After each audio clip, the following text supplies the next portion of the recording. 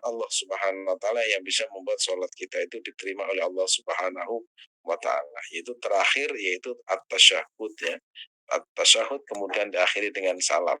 Nah, bismillahirrahmanirrahim. Kita akan membahas tasyahud. Tsumma qala al-Imam Al-Ghazali rahimahullah tasyahud. Ini saya baca teksnya bahasa Arabnya sebentar biar dapat barokah dari at-tasyahud tsumma yastashhadu fi ar-rak'ati ats-tsaniyah. Kemudian melaksanakan tasyahud pada rakaat yang kedua. Wa fi tasyahhudil awal yajlisu ala rijli al-yusra. Dan di dalam tasyahud pertama duduk di atas kaki kiri ya. Wa yusalli 'ala Nabi sallallahu alaihi wasallam dan membaca shalawat kepada Rasulullah sallallahu alaihi wasallam. Wa takunu asab al-yumna maqbutatun illa al-masbah. Yashiru biha inda qawlihi la ilaha illallah. Kemudian melaksanakan tasyahud pada rakaat kedua dan di dalam tasyahud pertama duduk di atas kaki kiri dan membaca sholawat kepada Nabi Muhammad SAW dan jari jemarinya yang kanan digenggam kecuali telunjuk. Dan digerakkan ketika mengucapkan lafaz la ilaha illallah. Jadi nanti kalau kita melaksanakan sholat la ilaha illallah itu kan asyhadu an la ilaha illallah, gerak itu. Nanti dalam fikih sholat itu ada beberapa perbedaan madhabnya.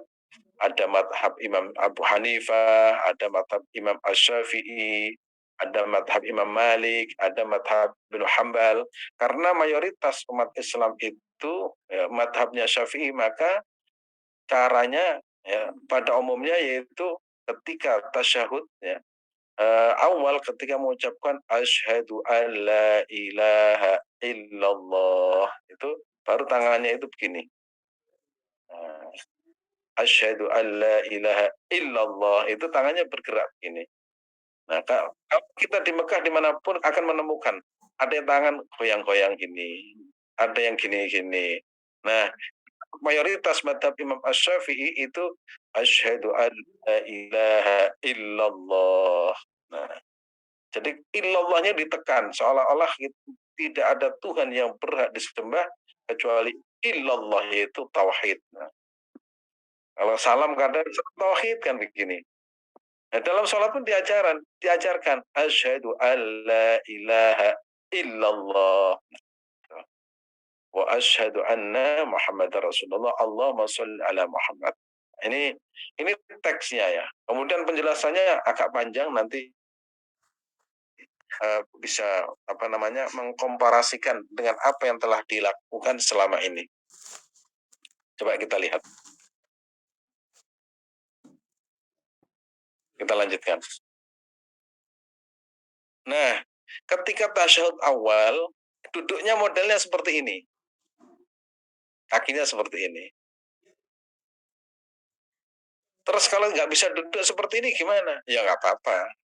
Ya nggak apa-apa. Misalkan kakinya sakit atau asam urat, ya namanya orang sekarang itu masih muda, asam urat itu sudah muncul. Ya nggak apa-apa. Ini hanya kesunahan ya. Kesunahan itu apa? Jika dikerjakan mendapatkan pahala, jika ditinggalkan tidak berdosa. Tapi jangan kemudian, wah saya nggak mau sunnah, itu ya nggak boleh. Ya.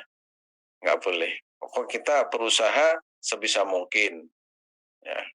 Itu cara duduk namanya iftirosi. Duduk pada tahiyat. Jadi posisinya seperti ini. Kalau kita melaksanakan duduk seperti ini, insya Allah mendapatkan pahala karena kita berniat mengikuti baginda Rasulullah Shallallahu Alaihi Wasallam. Ya. Jadi ketika tasyahud, awal duduknya seperti ini. Nah, ini hukumnya apa? Sunnah. Ya, sekali lagi apa sunnah? Ma makna? What the meaning sunnah? Ma makna sunnah? Yusabu fa'iluhu wa la yu'aqibu tarikuhu. Yusabu didapatkan pahala dari gerakan ini atau perbuatan ini atau ini, wa la yu'aqibu tariku, dan tidak berdosa bagi yang tidak mengerjakannya. Ya. Paham ya? Ini pokoknya duduknya seperti ini kalau tahiyat awal. Terus kita lanjutkan.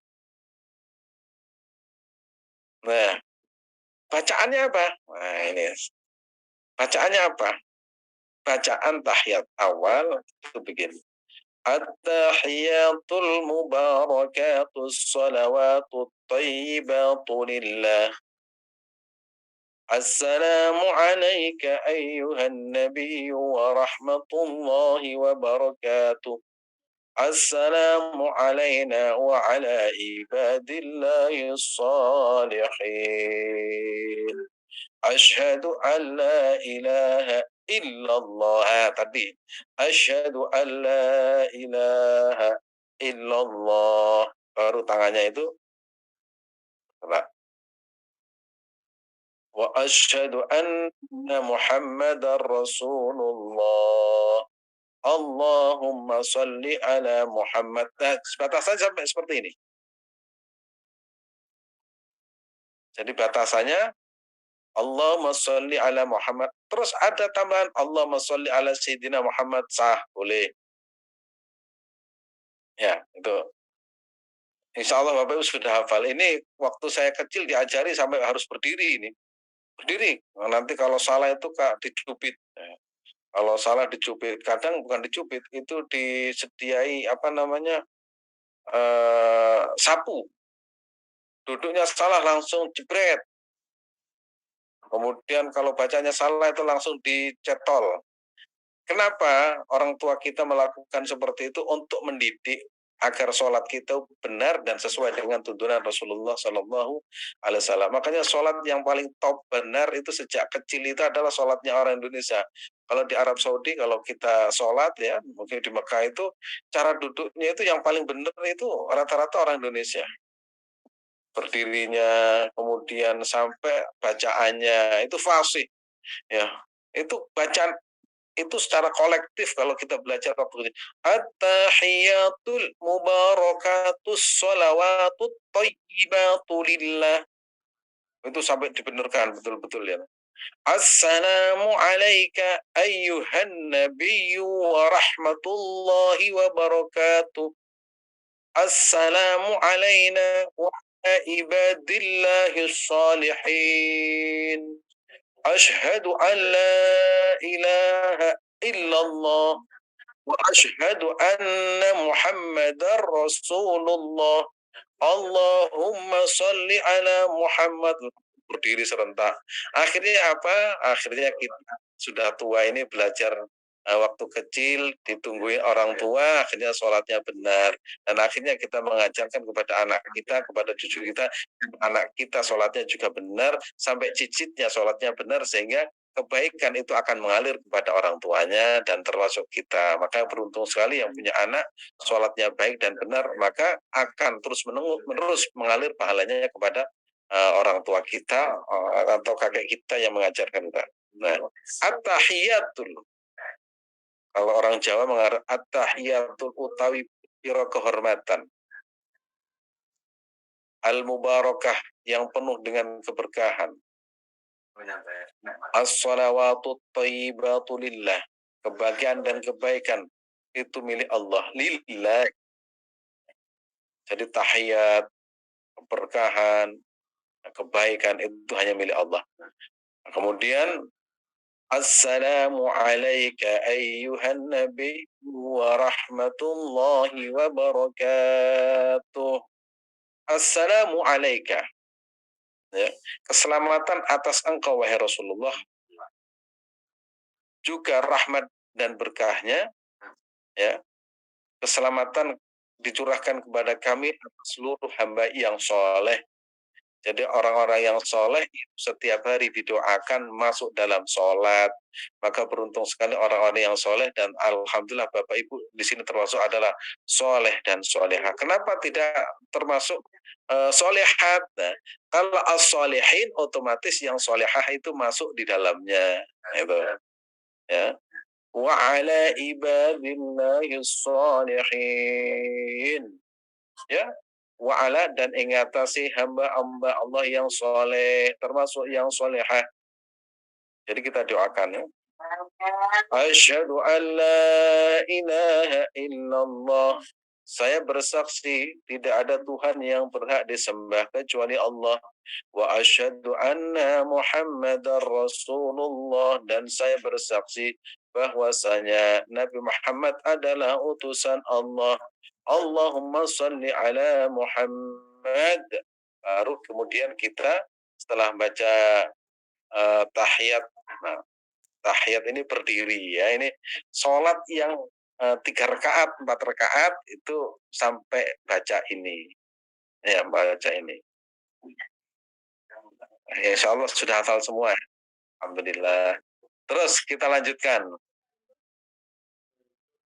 Nah, kemudian tadi saya sampaikan jari jemari kita itu apa? Menurut siapa namanya? Imam Al-Ghazali, tangan kiri itu menggenggam ini. Nah, ada satu riwayat ya, ini saya temukan dalam kitab panduan sholat yang ditulis oleh guru saya, Kiai Ihya Muhammad Ihya Ulumuddin.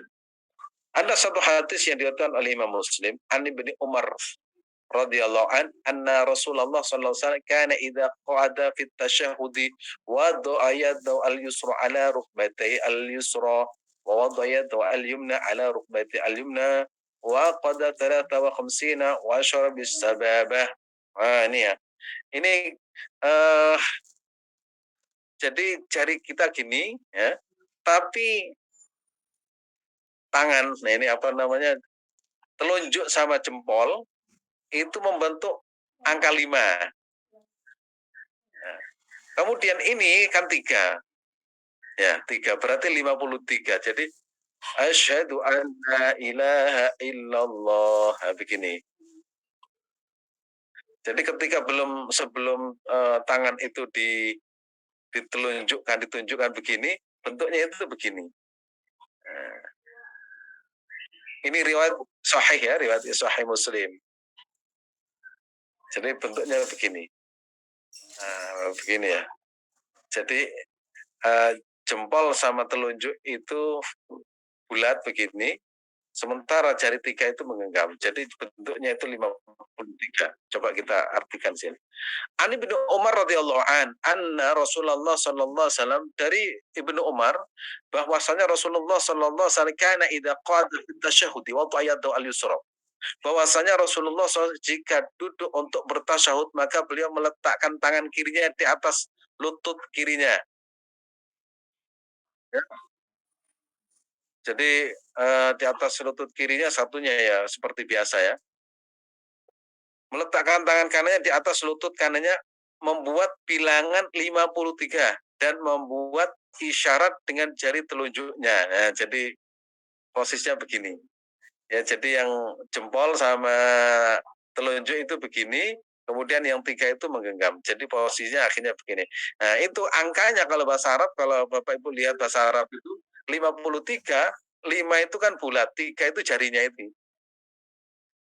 Sehingga ini yang kemudian dijelaskan oleh para ulama, khususnya madhab Syafi'i, kalau sholat itu menggenggamnya gini, tidak dijulurkan. Itu riwayat yang bersumber dari Imam Muslim. Kan hadis yang paling top itu Bukhari dan Muslim. Nah, sehingga kalau kita mengikuti Imam Asy-Syafi'i, maka hadisnya sahih. Berarti apa yang diajarkan orang tua kita sejak kecil itu sudah sesuai dengan tuntunan baginda Rasulullah Shallallahu Alaihi Wasallam.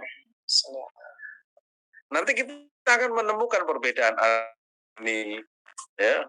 Ada yang begini, tapi kita sejak kecil ya diajari begini, 53. Kemudian kita mungkin ada yang menganalisis 53 itu mengarah kepada apa ya. Nanti itu pelajaran lain ya. Yang jelas itu teks hadisnya ya. Wa thalathatan wa khamsina wa asyara bis sababah, ruwahu Muslim.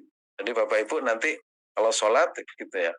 At-tahiyatul mubarakatus salawatut thayyibatu lillah. Assalamu alayka ayyuhan nabiyyu wa rahmatullahi wa barakatuh. Assalamu alayna wa ala ibadillahi shalihin. Asyhadu an la ilaha illallah. Baru gini. Ini kalau nggak dipelajari sejak awal kan tidak tahu. Taunya pokoknya sholat, berdiri, imamnya rukuk ya ikut rukuk, imamnya sujud ya sujud, tangannya seperti apa. Ternyata kalau kita pahami secara mendetail seperti ini ya. Akhirnya kita harus menggenggam, kemudian kalau tahiyat sampai pada kalimat asyhadu alla ilaha illallah itu ternyata tangannya seperti ini ya. Dan alhamdulillah kita sekarang mengerti, dan mudah-mudahan ini menjadi ilmu yang bermanfaat bagi kita, yang kita bisa mengajarkan kepada anak kita, yang punya cucu kepada cucunya, dan itu akan menjadi sedekah bentuk ilmu kepada keturunan-keturunan kita. Jangan sampai anak kita tidak bisa sholat, ya. Jangan sampai pokoknya anak kita harus bisa sholat. Walaupun kemudian sholatnya jarang-jarang, tetap kita ajari. Nah, tidak ada yang paling berharga di dunia ini kecuali sholat. Nanti ya, tes kita di akhirat itu bukan apa-apa, tapi sholat itu sujud. Yauma yukshafu an syakin wa yud'auna ila sujudi fala tastati'un fala yastati'un. Jadi nanti itu ketika kita menghadap Allah Subhanahu wa taala suruh sujud. Yang tidak bisa langsung terjengkang, berarti tidak pernah melaksanakan sholat waktu ada di muka bumi. Dan alhamdulillah kita sudah diajari sejak kecil. Mudah-mudahan menjadi amal jariah orang tua kita dan guru kita, dan insya Allah kita akan selamat di dunia dan akhirat. Kita lanjutkan.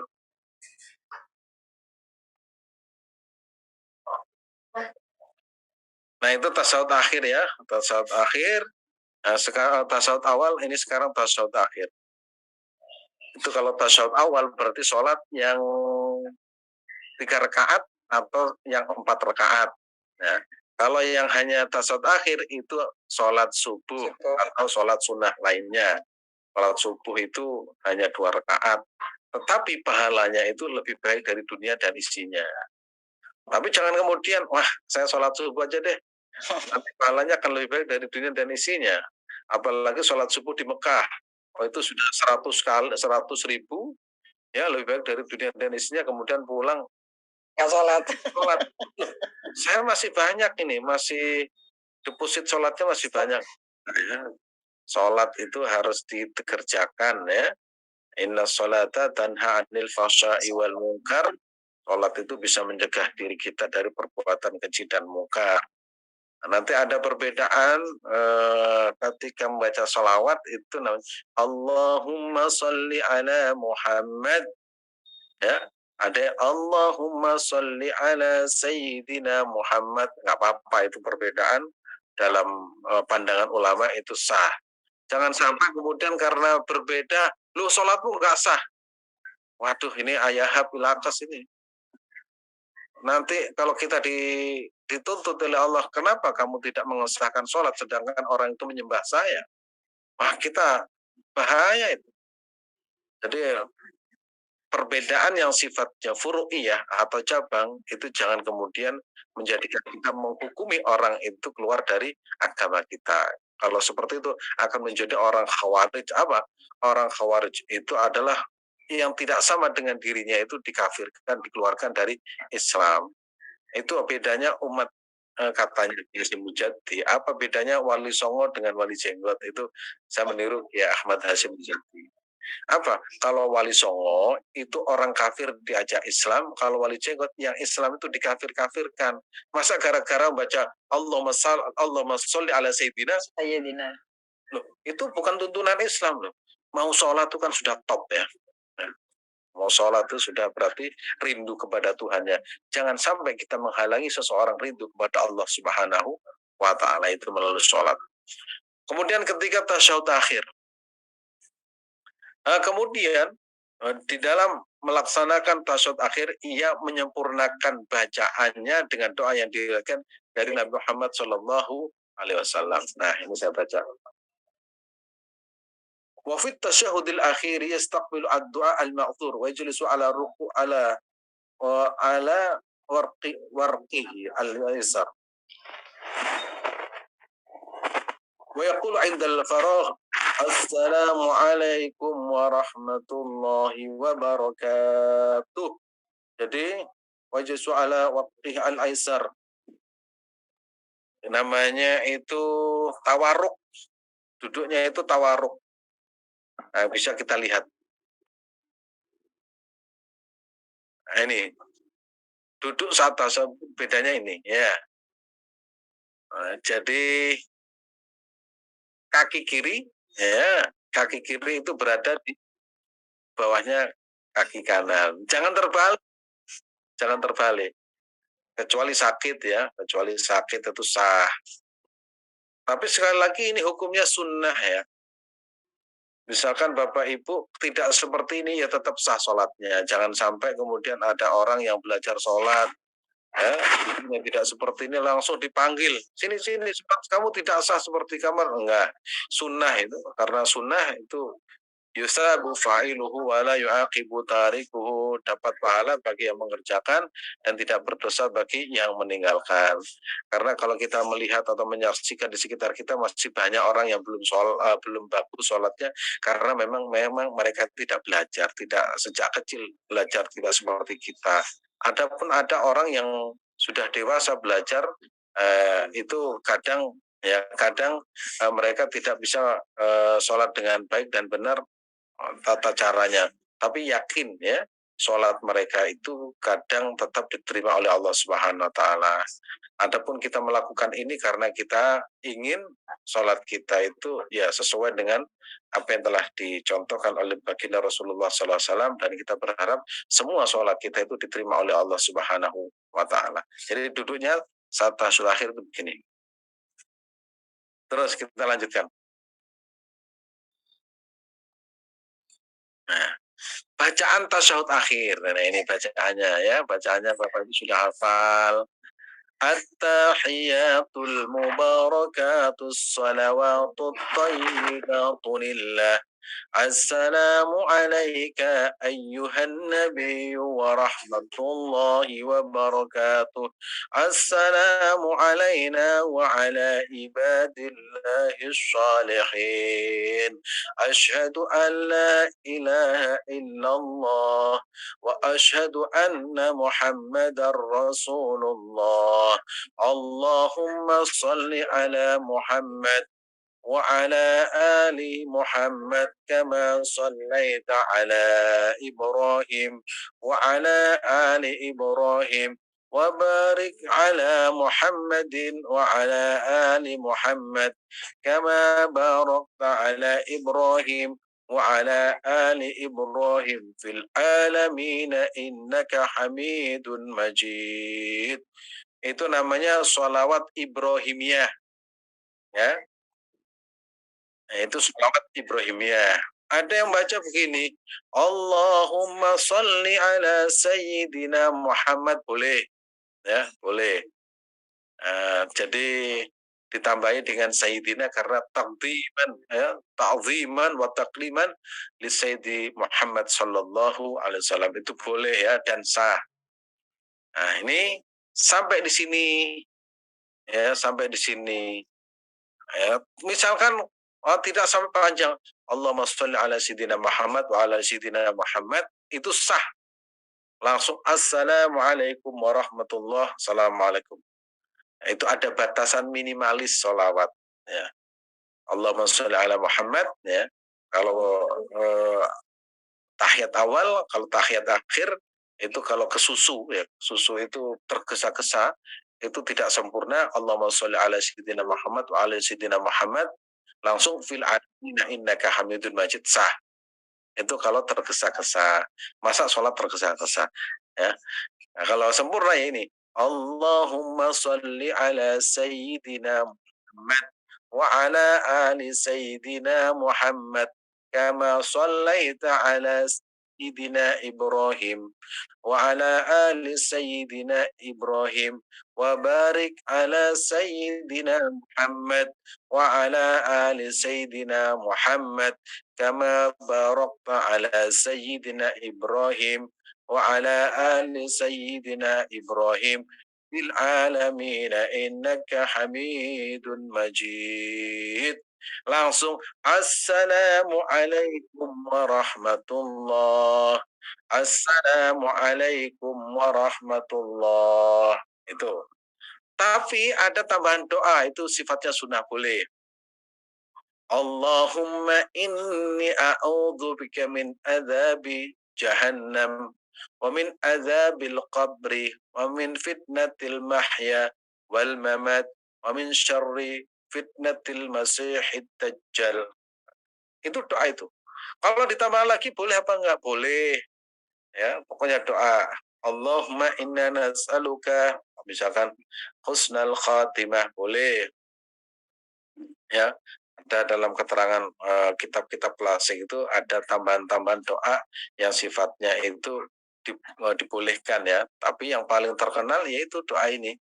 Ya, Allahumma ya Allah, ini sesungguhnya aku a'udzubika memohon perlindungan darimu min adzabi jahannam, dari siksa neraka jahannam, wa min adzabil qabri, dan siksa kubur, wa min fitnatil mahya, dan jaga dari fitnah kehidupan dan juga fitnah kematian, wa min syarri fitnati al-masihid dajjal, dan dari ya syarri keburukan fitnah dajjal. Itu doa sebelum salam. Nah, kemudian ada tambah lagi, ya muqallibal qulub, ya muqallibal qulub, tsabbit qalbi ala dinik wa ta'atik. Assalamualaikum warahmatullah. Itu ada seperti itu. Jadi banyak pilihan ya. Tapi ini saya tunjukkan yang pokok-pokok supaya kita itu lebih mudah memahami dan bisa mempraktekkan. Nah, kalau terlalu panjang nanti orang menjadi, ini sholat terlalu panjang, nggak enak. Karena memang ada seorang sahabat, saya ceritakan di sini. Ada seorang sahabat itu masuk Islam, ya, mau Islam, ya Rasulullah, saya mau masuk Islam. Apa sih kewajiban orang Islam itu? Sholat 5 waktu, puasa, zakat, haji. Nggak ada yang lain Rasulullah, nggak ada. Wallahi demi Allah, aku tidak akan menambah sedikit pun. Aku tidak akan menambah sedikit pun. Kemudian Rasulullah berkata, jika Anda semua ingin melihat orang yang ahli surga, maka lihat orang ini. Jadi dia itu sholatnya hanya 5 waktu. Nggak tambahi sunat, yang lain nggak. Ya sudah, yang pokok-pokok saja.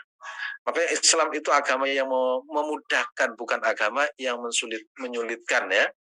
Bukan agama yang menjadi beban, tapi agama yang solutif. Nah, makanya mau sholat saja itu alhamdulillah, berarti dia itu telah mendapatkan hidayah dari Allah Subhanahu wa taala. Masalah sah ya atau tidaknya itu nanti kita belajar bersama. Jangan kemudian kita baru bisa kemudian menghukumi lain ya. Nanti insya Allah kita dengan belajar seperti ini, sholat kita baik, benar, dan insya Allah diterima kalian Allah Subhanahu wa taala. Terus kita lanjutkan. Nah, ini doanya tambahan tadi ya. Allahumma inni a'udzubika min adzabil qabri wa min fitnatil mahya wal mamat, min adzabil qabri wa min adzabin nar. Di sini kita memohon perlindungan pertama yaitu fitnah dari adab siksa kubur, siksa api neraka, ya fitnah dari kehidupan dan kematian, dan juga fitnah Masih Dajjal. Ada juga yang dari api neraka ya. Ini lafadznya beberapa, redaksinya beberapa, tinggal kita milih yang gampang di lisan dan mudah dihafal. Allahumma inni a'udzubika min adzabil qabri min adzabin nari min fitnatil mahya wal mamat fitnatil masyihi ad-dajjal. Kalaupun tidak berdoa ini sah. Tadi saya sampaikan, misalkan sholat perut ini kembung, ya kembung. Itu menahan kentut itu sejak awal karena susah air misalkan. At-tahiyat. Tahiyat itu dikira at-tahiyatul barakatuh shalawatut thayyibatul assalamu alayka ayyuhan nabiy wa rahmatullahi wa barakatuh alayna asyhadu an la ilaha illallah wa asyhadu anna muhammadar rasulullah Allahumma shalli ala Muhammad wa ala sayyidina Muhammad assalamualaikum warahmatullahi itu sah. Itu salatnya orang kebelet. Tapi sah. Atau kemudian assalamualaikum warahmatullahi jus keluar angin. Sah salatnya. Cuma jangan ditambah assalamualaikum. Nah, itu. Jadi rukun salat yang terakhir adalah salam. Salam yang pertama yaitu menoleh ke kanan itu rukun. Kalau yang kiri itu sunnah. Ya. Kalau kita sudah menoleh ke kanan, kemudian kita kentut, sholatnya sah. Maka tidak perlu ditambah menoleh ke kiri. Kalau ditambah menoleh ke kiri berarti batal. Karena apa? Karena kondisinya sudah batal. Makanya saya sampaikan di sini, ketika menahan kentut ya, itu sholatnya itu cepat.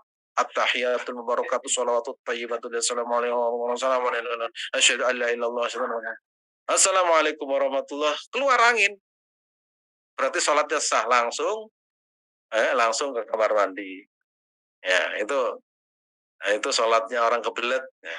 Sah ya saya sampaikan di sini sah. Jangan sampai kemudian ditambahi pada salam yang kedua. Kalau sampai assalamualaikum warahmatullahi wabarakatuh assalamualaikum berarti batal sholatnya harus mengulang. Ini saya mengajari cara orang sholat kebelet ya. Nah, biar sah itu biasanya kan imam itu kadang imam tidak semua orang tatkala menjadi imam itu mengerti makmumnya. Imam yang bagus adalah imam yang mengerti kondisi psikologi makmumnya. Bagaimana kondisinya? Kalau makmum itu harus kita lihat. Kalau makmumnya itu usianya itu seperti Ibu Martini, itu sholatnya itu harus agak cepat. Khawatir nanti itu mules atau asam urat, asam lambung. Oh itu banyak. Ya imam, aktor. Kalau di depan itu dienak-enak nih suaranya kan. Bismillahirrahmanirrahim. Yang belakang itu mules itu. Jadi ada standar sholatnya. Standar sholat berjamaah kalau daerah pasar itu ya jangan panjang-panjang. Coba kemarin kita yang menunaikan ibadah haji, ya itu kalau sholat maghrib itu langsung habis adzan paling berapa menit 2 menit nggak sampai itu langsung komat karena apa? Padat. Berarti ulama di Mekah itu khususnya imam itu ngerti sekali hukum fikih. Jangan mentang-mentang ini di Masjidil Haram ini kalau baca aja panjang itu pahalanya. Oh mereka nggak tahu tawaf yang terdesak-desak itu berapa orang. Sholat maghrib itu. Nah, kalau Madinah lebih enak, iya. Kalau Madinah tidak ada tawaf. Ini memberikan kesempatan yang Mas Buker itu yang di Madinah itu yang begitu azan itu ya. Ini kan fakta dan nyata bahwa kita juga di Indonesia itu kalau masjidnya itu di pinggir di pinggir pasar itu hendaknya imamnya ngerti lah.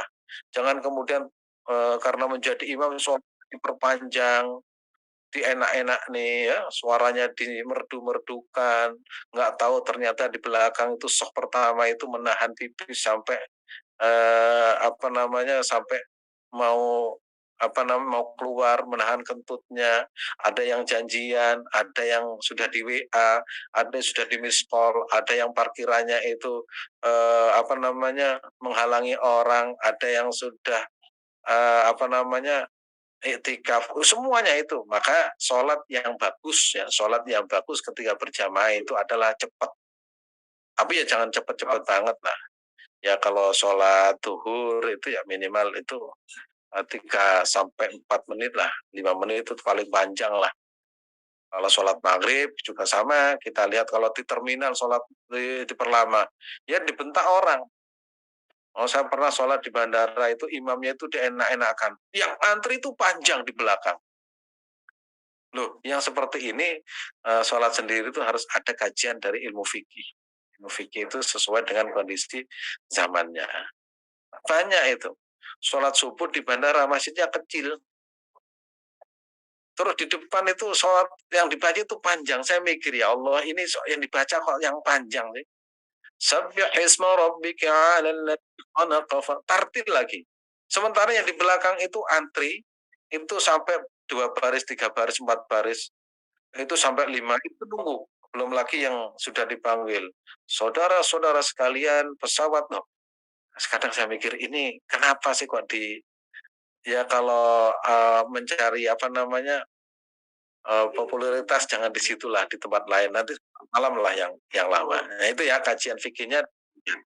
Jadi sholat kalau sendirian ya itu silakan lama, tapi berjamaah itu cukup. Allahumma sholli ala Sayyidina Muhammad wa ala ali Sayyidina Muhammad. Uh, Cukup dengan sholawat apa namanya sholawat Ibrahimiyah. Assalamualaikum warahmatullah. Assalamualaikum warahmatullah. Baru kemudian selesai, silahkan bubar. Nah, yang bagus tidak bubar. Kita lanjutkan. Nanti saya ceritakan kenapa sholat ketika Rasulullah sholat itu banyak yang apa namanya membubarkan diri, ada yang tetap berzikir. Nah, mengucapkan salam hendaknya berniat. Katanya Imam Al-Ghazali ya dalam kitab wa yaltafitu yaminan bihaitu yura qaddahu yura khadduhu wa kadza yaf'alu shimalan ya. Kemudian ketika kita melaksanakan sholat hendaknya apa? Wa yanwi al-khuruja minas sholati bis salam. Niat hendaknya itu ya. Kita sebelum salam itu hati kita niat keluar dari sholat. Itu yang tidak ditemukan di kitab-kitab yang lain. Imam Al-Ghazali itu menyarankan hendaknya niat keluar dari sholat, yaitu ditandai Assalamualaikum warahmatullah. Nah, kemudian mengucapkan salam dengan menoleh ke arah kanan sampai pipinya itu kelihatan dari belakang. Misal, itu sunahnya begini. Jadi pipi itu kalau kita menoleh orang yang di belakang kita itu supaya melihat. Kenapa demikian? Supaya tahu bahwa imam itu selesai melaksanakan sholat. Jangan sampai Assalamualaikum warahmatullah, Assalamualaikum warahmatullah. Menolehnya itu tidak sampai kelihatan. Akhirnya sang makmum itu melihat ini kok nggak selesai sholatnya. Sehingga ada penjelasan secara konkret ketika Nabi itu menoleh ke kanan, itu pipinya kelihatan oleh makmumnya, menandakan sholatnya itu sudah diakhiri dengan salam. Mengucapkan salam dengan menoleh ke kiri sampai pipi kelihatan dari belakang.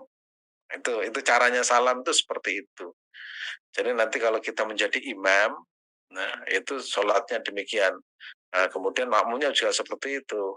Kan saya menemukan Assalamualaikum warahmatullah, Assalamualaikum warahmatullah, itu kurang pas. Jadi Assalamualaikum ini pipi yang kita miliki itu bisa dilihat oleh belakangnya. Tapi kalau misalkan Assalamualaikum ya tetap sah ya, tapi kita kalau bisa itu ya sholat itu diusahakan sebaik mungkin ya, karena kita sedang atraksi di depan Allah Subhanahu Wa Taala, sedang beribadah, sebab menunjukkan kita itu sedang apa? Kita sedang munajat, kita sedang beribadah. Itu kalau Allah menyaksikan kita dalam keadaan sempurna, kan Allah itu sangat senang. Karena itu yang diharapkan dari Allah adalah ketaatan seorang hamba kepadanya. Terus kita lanjutkan. Nah, caranya ini bahwasanya anna Nabi sallallahu alaihi wasallam kana yusallim ala yaminihi wa an shimali hatta yura bayadu khaddihi. Ya, bahwasanya Nabi biasa mengucap salam kanan dan kiri sampai terlihat pipi yang putih. Ya, ini karena Nabi, kalau kita sholatnya sampai terlihat pipi yang hitam, beda. Kalau Nabi itu karena memang putih, ya, itu yang menyaksikan itu kan para sahabat. Para sahabat melihat, oh Rasulullah sholatnya begini sampai terlihat pipinya yang putih. Coba kalau yang imam waktu itu jadi Bilal bin Rabah, saya melihat pipinya Bilal Rabah yang hitam, ya karena memang Bilal bin Rabah itu orangnya hitam. Ini karena yang dicontoh adalah baginda Rasulullah SAW. Yang dicontohnya itu perilakunya, jangan apa namanya orang putih kan tidak ya orang ini. Lalu beliau mengucapkan Assalamualaikum warahmatullah, ya. Assalamualaikum warahmatullah. Ada yang tambahan Assalamualaikum warahmatullahi wabarakatuh. Nah, ada yang assalamualaikum. Nah, tadi saya sampaikan ketika Bapak Ibu dalam kondisi misalkan menahan pipis, menahan kentut, ya, sholatnya itu karena imamnya terlalu lama, cukup assalamualaikum warahmatullah, kentutnya keluar, dikeluarkan, just sah sholatnya, nggak usah diulang. Tapi jangan ditambah assalamualaikum warahmatullah menoleh kiri. Jadi rukunnya itu salam, yaitu yang wajib adalah menoleh ke kanan dengan mengucapkan salam. Ya itu jadi wajibnya apa rukunnya itu menoleh ke kanan dengan disertai salam. Ke kiri itu sunnah. Tapi kalau kita punya kelonggaran waktu, kondisinya aman, nyaman, senang, itu ya menoleh ke kiri. Makanya kemarin waktu ngaji kitab Al-Hikam, ya saya sampaikan ya, sholat dua rakaat disertai dengan hati senang dan nyaman serta bahagia itu jauh lebih baik daripada sholat puluhan rakaat tetapi tertekan. Kenapa? Sebab kalau kita kondisi hati kita nyaman dalam melaksanakan sholat sunnah misalkan, itu ketika senang bahagia itu setelah selesai pasti ingin sholat lagi. Sehingga kadang ada orang sholat sampai ratusan karena apa? Hatinya senang. Buat senang hati kita tatkala sholat. Berarti kita melaksanakan sholat itu artinya kita sedang melaksanakan perintah Tuhan dengan suka, ya, dengan bahagia dan dengan hati yang betul-betul on. Ya, terima kasih. Makanya kalau orang yang begitu setelah sholat tuh hatinya tuh senang sekali, bahagia. Nah, jangan sampai sebaliknya begitu dengar adzan Allahu Akbar, aduh, mestinya akan dijawab ya, dijawab aduh apa, rokok belum selesai, ya, pekerjaan belum kelar. Begitu mendengar adzan itu bahagia. Itu yang dilakukan oleh Rasulullah SAW, ya, eh, bersama Bilal. Bilal itu ketika masuk waktu sholat, Bilal itu datang ke rumah Rasulullah SAW, pintunya diketok, tok tok tok tok, ya, tok tok tok itu masuk waktu sholat. Apa kata Rasulullah? Arihna ya Bilal, arihna ya Bilal. Bilal buat saya itu bahagia, rehat. Jadi mendengar waktu sholat tuh hati itu sudah senang. Kalau kita kan sebagian ya, waktu sholat, aduh gimana ini, baru saja makan, baru saja merokok, sudah waktunya masuk sholat asar, baru duduk sudah waktu, jangan aduh, alhamdulillah kita masuk waktu sholat, alhamdulillah masuk sholat subuh, alhamdulillah masuk waktu sholat zuhur, asar, semuanya kita ucapkan alhamdulillah. Maka eh, saya menyampaikan di sini kalau kita mau sholat itu betul-betul semuanya di apa tubuh kita bersih, baju bersih, sudah di kamar mandi, jadi sholat itu tidak lagi menahan pipis, tidak lagi menahan kentut, sehingga sholatnya itu sempurna. Ya, tapi kondisi tertentu mungkin ya perjalanan, makanya kalian perjalanan itu disunahkan di kosor atau di jamak kosor takdim atau jamak kosor takhir untuk apa? Untuk memudahkan, ternyata Islam itu agama yang solutif. Kita lanjutkan. Nah, ini kan sudah tadi. Nah, hukumnya, nah ini ketika sudah menoleh ke kanan wajib ya, menoleh itu ini rukun ya, maka sudah cukup sah ya, sudah cukup atau sah. Walaupun tidak menoleh ke kiri, karena ke kiri itu sunnah. Wasallam dengan disertai menoleh ke kanan hukumnya wajib ya, harus. Karena ini adalah rukun ya, rukun yang jika tidak dikerjakan tidak sah ya, maka wajib kita menoleh. Ini eh, yang bisa kita sampaikan dan kita lanjutkan pertanyaan. Terima kasih, saya kembalikan waktunya kepada Narti. Alhamdulillahirrabbilalamin. Baik Bapak Ibu, ada di chat alhamdulillah kita tuntaskan di pagi hari ini.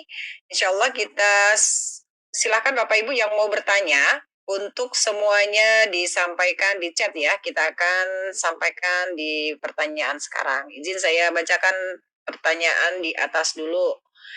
Yaitu dari Bunda Adi, Pak Adi. Ya, kalau membuka telunjuk dari awal baca tahiyat, bolehkah Pak Ustadz? Boleh, sah, ya sah.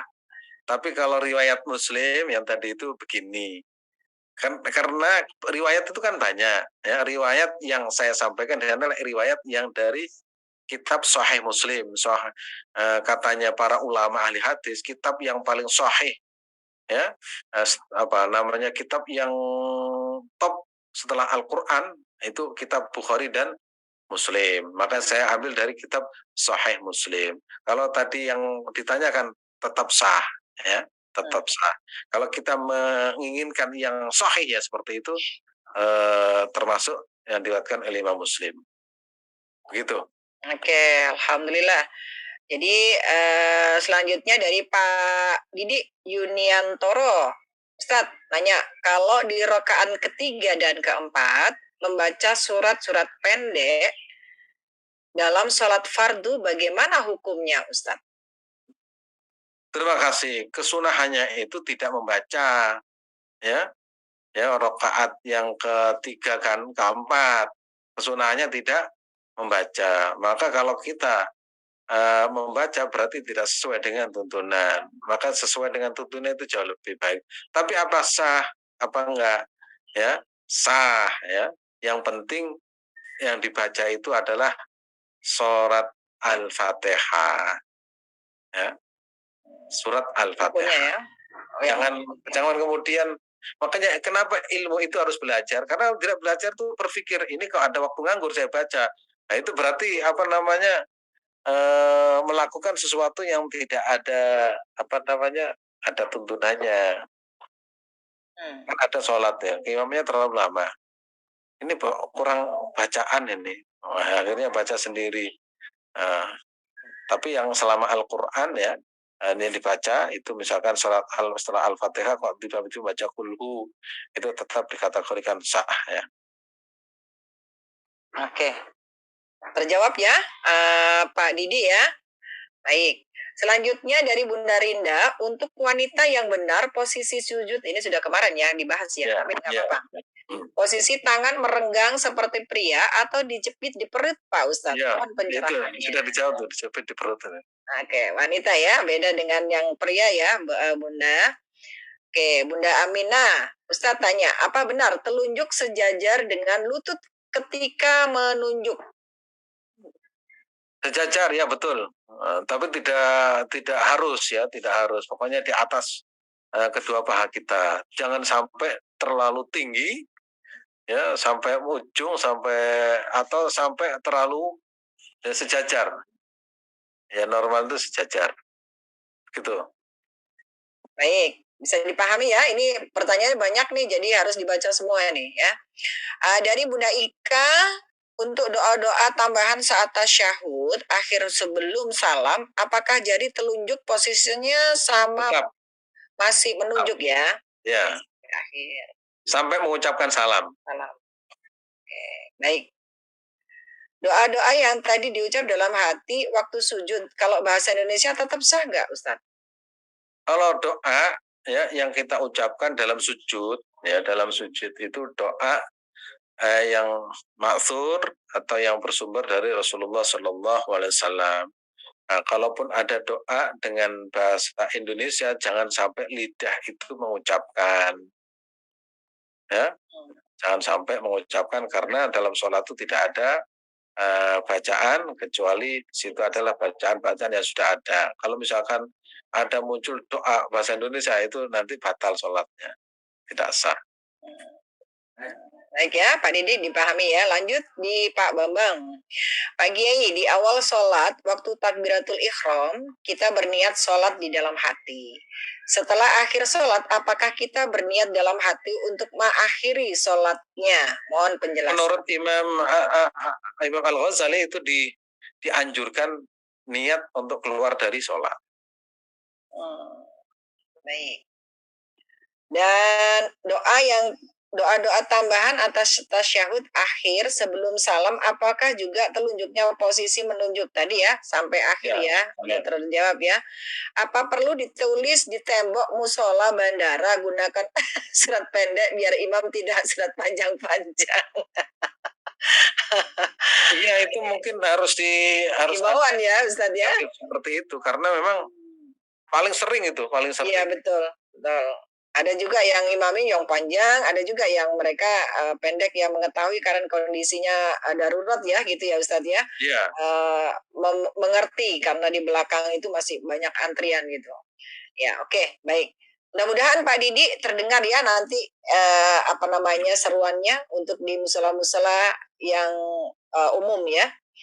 Oke, baik. Bunda Lina, mohon arahan Pak Ustadz buat sholat yang duduk menggunakan kursi terkendala kaki sakit. Itu maksudnya sah atau tidak gitu ya? Terima kasih. Sholat itu harus berdiri bagi yang mampu, yang tidak mampu duduk bisa. Tidak bisa duduk, bisa tidur-tiduran. Kalau tidak bisa tidur-tiduran, itu hanya mengedipkan mata. Tidak bisa mengedipkan mata, segera dibawa ke disalatkan. Ya. Jadi solusinya banyak ya Ustadz ya, mudah-mudahan. Jadi kalau tidak bisa ya memang kondisinya lagi sakit nggak apa-apa gitu ya. Termasuk saya sekarang akhir-akhir ini harus duduk Ustadz karena habis jatuh dari tangga nggak bisa sujud gini. Ya oke, lanjut. Terus saya sampaikan di sini kalau sholat wajib itu wajib berdiri ya. Namun kalau sholat sunat dalam keadaan sehat pun boleh dengan kondisi duduk. Gitu. Maksudnya Ustadz kalau sholat wajib harus berdiri, kalau tidak bisa kan tetap harus boleh duduk atau ya. Jadi begini syaratnya kalau sholat wajib itu kalau sehat itu harus berdiri. Ya, tapi kalau sholat sunat walaupun sehat itu boleh dengan duduk sah ya. Baik. Gitu. Berarti ada dispensasi ya kalau untuk sholat sunat boleh biarpun kan kondisi sehat maupun sakit boleh dengan duduk gitu ya Ustadz ya. Betul. Tapi kalau sholat wajib maka yang sehat wajib berdiri gitu ya. Karena kadang juga begini Ustadz, orangnya sehat tapi karena maaf cakap nih, orangnya gemuk gitu ya, kayaknya begah gitu untuk berdiri terlalu lama gitu ya, beliaunya duduk. Nah itu bagaimana Ustadz? Boleh atau tidak? Jadi saya saksikan kalau di Arab itu orangnya terlalu gemuk ya. Jadi kalau untuk sujud itu susah. Kalaupun bisa itu bisa menyenggol kanan kiri. Hanya mereka itu duduk di atas kursi. Karena memang kondisi tubuhnya tidak memungkinkan untuk sujud. Dan itu masuk kategori uzur ya, uzur. Maka alhamdulillah orang Indonesia itu nggak ada yang sampai seperti itu. Semuanya itu bisa sujud dan alhamdulillah ya. Kita harus bisa bersyukur kepada Allah Subhanahu wa taala dengan kondisi yang kita miliki. Terus alhamdulillah. Lanjut Bunda Wiwi. Doa tambahan, apakah boleh doa tambahan sebelum salam, apakah boleh dibaca saat sujud terakhir? Terima kasih ya. Memang kalau kita melaksanakan sujud terakhir itu boleh menambah doa, termasuk doa yang tadi yang Allahumma inni a'udzubika min a'udzubil qabri min adzabin nari jahannam wa min fitnatil mahya wa fitnatil masyihi ad-dajjal itu boleh ya. Boleh. Tapi sering saya sampaikan kalau kita mau menambah doa ketika sujud terakhir itu hendaknya dalam keadaan sholat sendirian. Khususnya sholat sunnah biar apa? Biar tidak terlalu lama. kalau kita menjadi imam, menambah doa itu sujudnya terlalu lama, maka akan merugikan yang tadi tuh, apalagi di bandara, apalagi. Tapi itu saya sarankan ketika sholat sunnah, Ya. sholat tahajud, silahkan. Baik, baik. Alhamdulillah. Izin sebelum membacakan pertanyaan berikutnya, Bapak Ibu, kajian kitab Ihya Ulumuddin saat ini sudah tidak ada berbayar ya, Bapak Ibu semuanya di kajian IS Fitur free, tidak ada yang berbayar. Kami hanya menyediakan kotak infak atau sodakoh bagi Bapak Ibu yang ingin memberikan sedikit rezekinya, monggo silahkan ya. Lanjut Pak Ustadz, dari Bunda Nurhayati Malik, kalau imam hitungan rokaatnya lebih atau kurang, makmum bisa tidak mengikuti imam selesai lebih dulu atau kalau kurang naik lagi sholat? Nggak bisa. Ya? Kalau imam dalam kondisi salah misalkan itu makmum itu mengingatkan ya. Cara mengingatkannya kalau perempuan itu begini, kalau perempuan begitu, kalau laki-laki bisa tasbih. Ya, itu pertama. Yang kedua, jangan kemudian ragu misalkan ini 4 atau 5. Wah, saya inisiatif menambah sendiri atau nggak bisa. Imam itu kita pilih untuk diikuti, bukan untuk diingkari.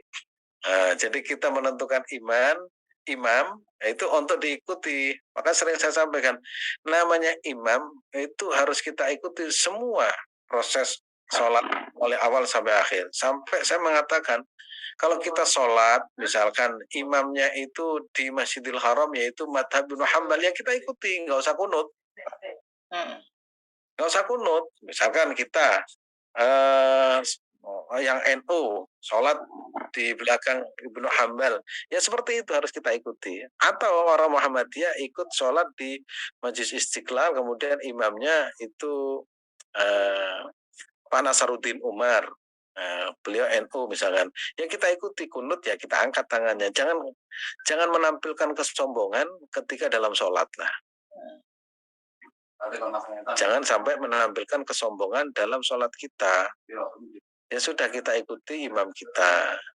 Karena itu juga dilakukan oleh namanya ulama-ulama terdahulu. Imam Syafi'i tatkala berada di area Imam Abu Hanifah juga tidak mau kunut. Ibnu Hambal tatkala berada di area Imam Asy-Syafi'i juga kunut. Jadi ulama dulu itu yang punya ilmu dan punya hafal ratusan ribu hadis itu seperti itu. Masa kita yang hafal satu hadis itu mempertahankan diri dan itu ingin menunjukkan namanya organisasinya, itu kan tidak lucu ya. Tidak lucu. Ya, salah satu contohnya ya kalau di Mekah lah. Kan nggak ada itu orang NU, kan orang Indonesia itu mayoritas NU Muhammadiyah, madhabnya kan Syafi'i paling banyak itu. Itu kan nggak ada yang kunut itu. Itu sudah diajari bagaimana cara bertoleransi dalam bermadhab. Jangan sampai saya pernah menyaksikan ya, imamnya pas kunut terus makmumnya nggak kunut tapi tangannya kemudian kuku gini. Ini kan, ini menunjukkan memang tidak pernah belajar. Ya nggak apa-apa lah, tetap sah. Yang penting saya nggak suka sholat di belakang imam ini. Nah, kalau kita tidak suka terhadap imam, makmum kita, ya, sholat kita hukumnya makruh. Nah, kita misalkan ada imam, wah ini kalau imam ini saya nggak suka, ya tetap sah tapi makruh. Gitu. Ya. Jadi pokoknya imam itu harus diikuti. Ya. Baik, ya. Terima kasih Ustaz. Ini mengingatkan saya pada waktu itu Imam Syudes ke Masjid Istiqlal ya, pada waktu tahun berapa gitu ya. Beliau juga mengikuti kita, akhirnya juga kunut gitu ya. Nah ini Masya Allah indah sekali gitu ya. Bayangkan diri kita yang masih fakir begini, ilmunya masih fakir, ini masih harus mempertahankan dengan ini ya, pengetahuan yang terbatas gitu. Baik, kita lanjutkan dari Bunda Nurhayati Malik. Oke, sudah. Dari Bunda Rosniar, mau tanya Ustadz, mau tanya, menyampaikan kalau pakaian, mau tanya ada yang menyampaikan kalau pakaian yang kita pakai kita untuk buang angin, apakah sholat kita sah? Mohon maaf, menyampaikan kalau pakaian yang kita pakai, kita buang angin, apakah sholat sah? Bisa dipahami nggak Ustadz pada saat Ya, gini. Kalau kita buang angin, ya itu kan kita dalam keadaan pakai busana, Oh ya, buang angin. Apakah kemudian pakaian kita itu tetap sah digunakan? Ya tetap sah, kecuali anginnya itu keluar sampai ampasnya. karena najis ya.